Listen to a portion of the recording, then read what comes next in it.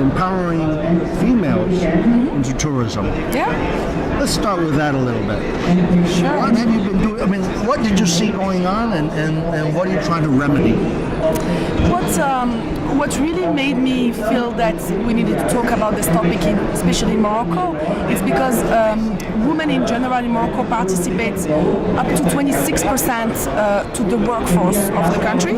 However, when we would talk about special functions in tourism that are quite empowering functions, like the tour leading function, we would find that only 4% of the tour leaders were female. So I thought that there was a problem, and I needed to tackle it because as the larger provider of group adventure travel in Morocco, we had a big impact. We are basically the biggest employer of tour guides in Morocco. So I thought that we needed to get some female guides, and we needed to get a lot of them to increase this percentage because we had an impact with our business. We could make an impact with our business by giving them some work. So I started by looking at the issue itself, and I found that it was a cultural issue, first of all, because in Morocco, being a female tour leader, especially a female tour leader, involved spending a night outside of the house with foreigners and during many days in a trip in different cities. And this is culturally not really accepted. We don't feel that the place of a woman in the society is there. It's often seen more as in the house doing domestic work. And then after the cultural challenge, I found that there was a regulation challenge. The tour guide in Morocco needed to get a license, and these licenses are delivered by the Ministry of Tourism very rarely, and not necessarily encouraging women to get those licenses. So this is where I found if I wanted to make an impact and have like work on that specific topic, I needed to work with the Ministry of Tourism to deliver more licenses and explain why it was so important, not just to our business but to the whole country. So this is. And how long have you been on this quest? Sorry? How long have you been working on this?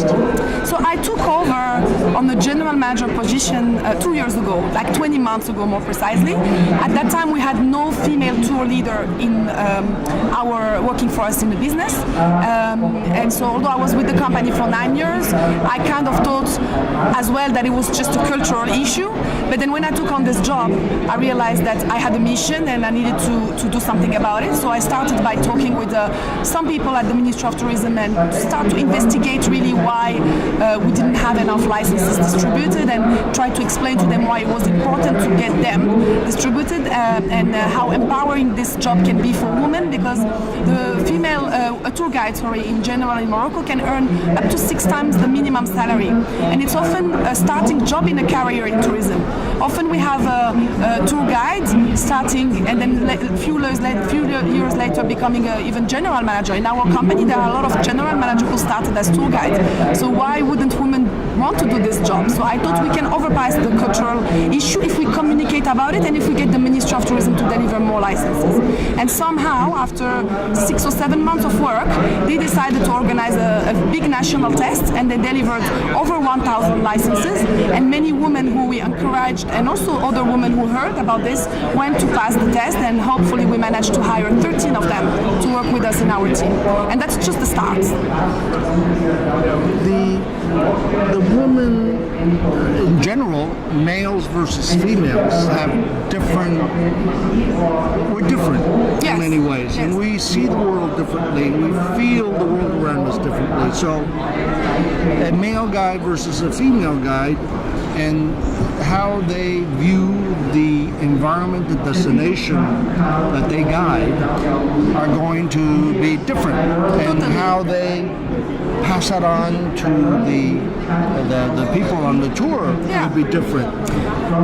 I think the experience, you said it right, will be different because a male is not a female, and we see the world differently. And I think there are a lot of travelers, and especially in our business, a lot of travelers are female who want to see the destinations through the eyes of a woman, because especially when we are in destinations where it can be challenging to be a woman, and women have a quite difficult place in the society, like in Morocco, underrepresented in high-level positions and things like that. Giving the opportunity to some women who have no voice to actually talk about their life and their challenges is also very empowering, I think, for both sides, for the travelers and also for the host or the tour leaders. And also families, where you have a small group of family members, maybe multi-generation, and they have a lot of daughters around, right? Same situation, huh? Totally, yes. It's educational, I want to say almost. We learn a lot.